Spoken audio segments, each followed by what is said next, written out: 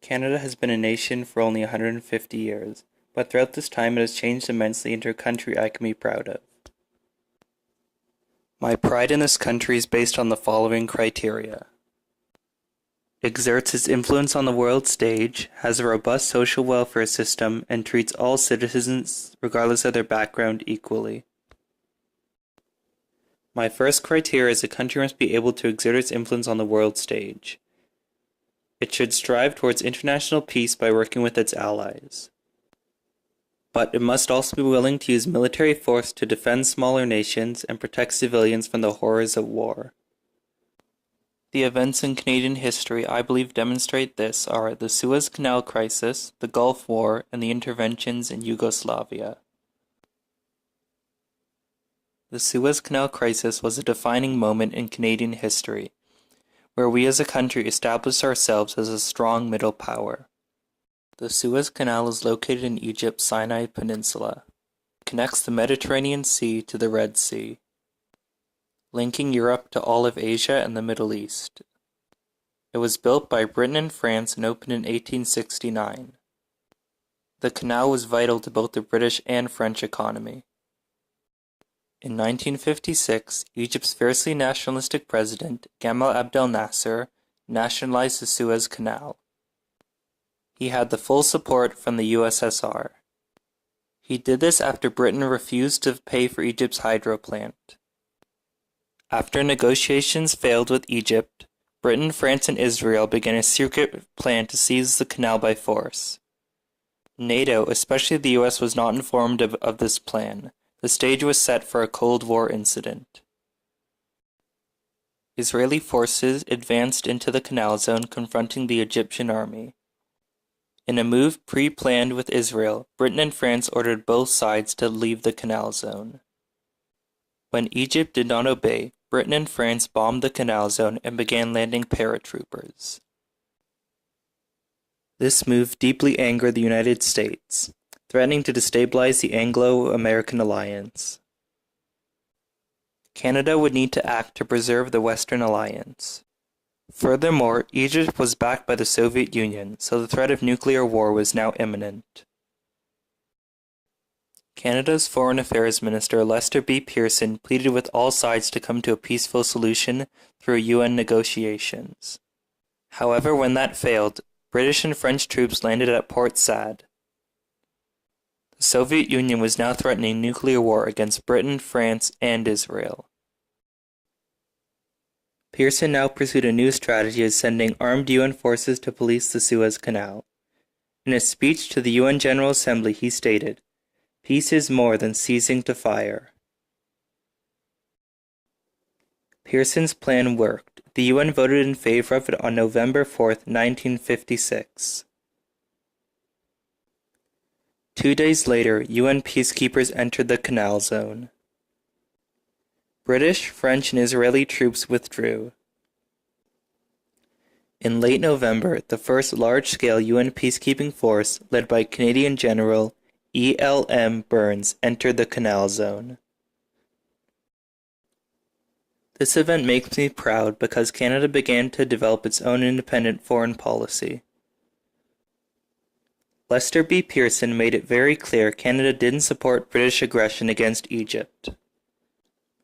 Pearson also faced criticism at home for not standing with Britain, but he stuck to his convictions and achieved peace.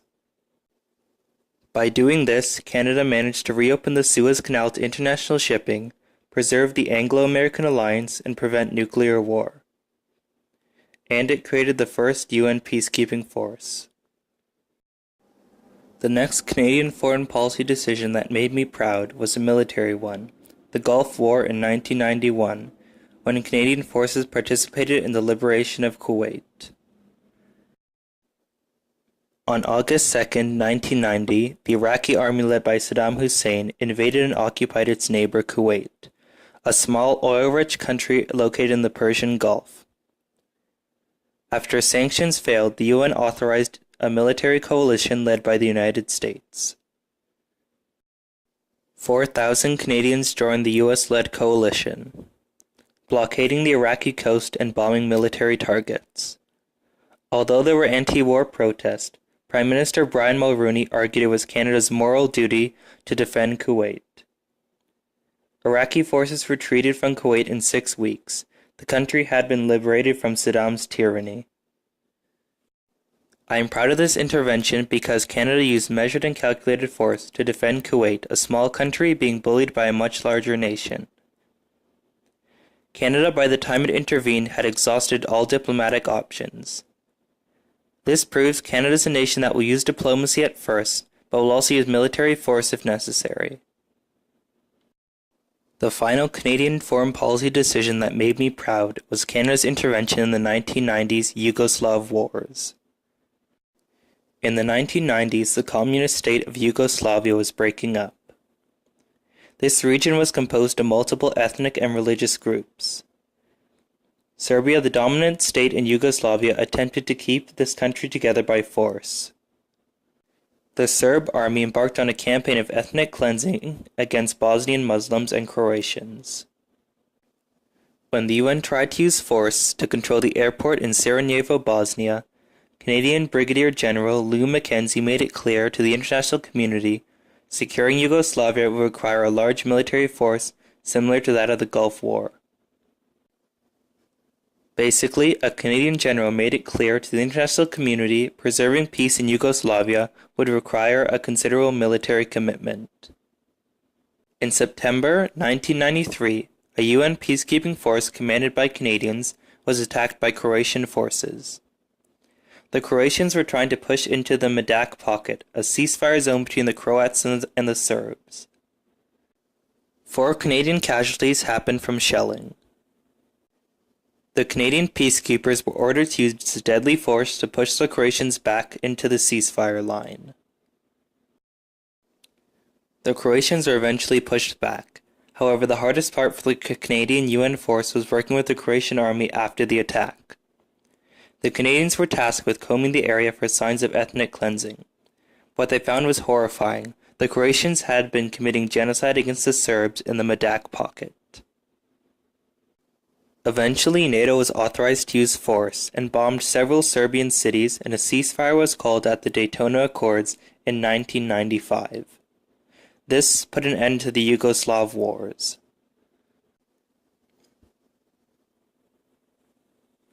Canadian forces faced an incredibly difficult situation in Yugoslavia. However, they still operated with honor and professionalism, such as General Mackenzie making it clear that securing Yugoslavia would require a large, better-equipped force than what was initially provided. Finally, Canadians in the Medak Pocket used force to prevent further ethnic cleansing. They also exposed the world that both Serbia and Croatia had committed genocide against each other. But what makes me most proud is Canadian peacekeepers were able to work with the Croatians, who were previously their attackers. My second criteria for a proud country is having a robust social welfare system. I believe this is important because every citizen, rich or poor, should have their basic needs met. Every citizen pays taxes and should expect universal access to healthcare and education, and a good quality pension. Having a welfare system in place alleviates large-scale gaps between the rich and the poor, and allows for a competitive capitalist society that is still fair. The 1960s were as a golden age for Canadian social programs. This includes the creation of the Canadian Pension Plan, or CPP, in 1965. The plan came into place to combat senior poverty. It is financed through payroll taxes and originally aimed to erase 25% of a worker's lifetime earnings. Basically, working people help finance the retirement of seniors. This means the system will always be properly funded. The CPP ensures millions of seniors are able to retire in comfort and dignity without fear of poverty. Today, the CPP is one of the largest pension funds in the world. It holds $300 billion for 19 million Canadians. It has developed a global reputation for excellent asset management. Over the years, private companies have reduced employment benefits. This means good-paying pensions are becoming a rarity in a time when the Canadian population is rapidly aging. This means government must take steps to ensure that these people all are able to live comfortably in their older years. Having a strong pension system like the CPP has continued to allow seniors to retire in comfort. Employment insurance is a government benefits program received during a period of unemployment. Fees are paid when the person is working. This program was brought in 1940 to prevent the repeat of the Great Depression, with 20% unemployment and millions of people struggling to stay fed. Employment insurance means even people who don't have a job can live a reasonably comfortable life until they find work. It provides millions of Canadians with income security, knowing that if they become unemployed, they will not go hungry. Employment insurance serves its original mandate well. Canadian society has never again had to deal with massive unemployment and social unrest. People no longer have to fear poverty just if they lose a job.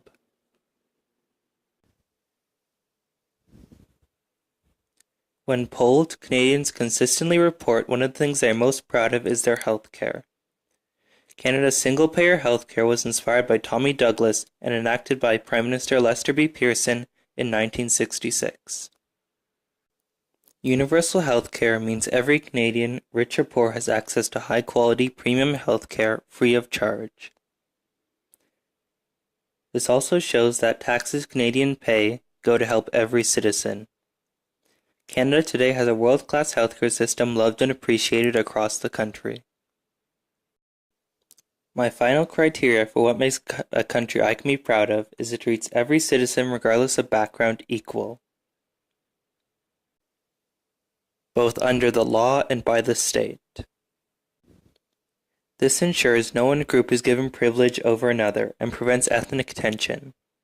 Under Prime Minister Pierre Trudeau, trying to make a just society, several reforms were made that meet my criteria, enacting the Charter of Rights and Freedoms, decriminalization of LGBTQ people, and multiculturalism. In the 1970s, Canada's attitude towards sexual minorities was still bigoted. Many thought it was a choice and sinful. LGBTQ people suffered from both physical and verbal abuse. In 1967, Justice Minister Pierre Elliott Trudeau said the state has no place in the bedrooms of the nation. Throughout his tenure as Prime Minister, he made several reforms to the treatment of sexual minorities. Homosexual acts between two people above the age of 21 were decriminalized in 1969. Throughout the 1970s, several other reforms were made to the treatment of sexual minorities. These reforms allowed Canada to become the first country outside of Europe to legalize gay marriage in 2005. LGBT rights to me are a simple issue between equality for every citizen. Pierre Elliott Trudeau is correct when he stated the government should not be governing what citizens do in the privacy of their homes. In today's world, there are still millions of LGBTQ people fighting for equality. It incredibly satisfies me knowing that even in the late 1960s, Canada was still defending and embracing LGBTQ rights. This is what led to homosexual marriage being allowed in 2005. In 1971, Pierre Elliott Trudeau implemented multiculturalism as official government policy. Multiculturalism ensured every group was free to practice their own cultural traditions. It also ensured no ethnic group would take precedent over another. With this policy in place, Canada became a mosaic of different cultures living side by side in peace and embracing each other. Canada became a beacon for immigrants wanting to live in a free country but still practice certain traditions from their homeland. Multiculturalism is a defining feature of modern Canada. It allows people from all corners of the world to live here in peace. Canada is a top country for prospective immigrants because of the multicultural policy which celebrates diversity and unique identities within the country. Today, multiple ethnic and religious groups have their own numerous world-famous festivals, such as Ukrainian Fest and Carabana. The most recognized part of Canada's Constitution is the Canadian Charter of Rights and Freedoms. Enacted in 1982, it contains fundamental rights every Canadian citizen is entitled to. While in the process of repatriating Canada's constitution, Prime Minister Pierre Trudeau decided to add the Charter to it. The Charter's prime purpose was defending the Canadian citizens from the state, guaranteeing freedom of speech and peaceful assembly. It also gave greater rights to the accused in judicial proceedings. The Charter has been used several times to bolster minority rights, such as in 1998 when the Supreme Court of Canada ruled discrimination against homosexuals was unconstitutional. This paved the way to the legalization of same-sex marriage in 2005. It has also strengthened Aboriginal rights. In 1990, the Sparrow Agreement made consulting First Nations mandatory in the exploration of natural resources. The Charter has been used several times to advance and protect the rights of all Canadians. It prevents discrimination and creates an equal and fair society, protecting the rights of the individual from potential state tyranny. The Charter of Rights and Freedoms is also internationally admired and respected.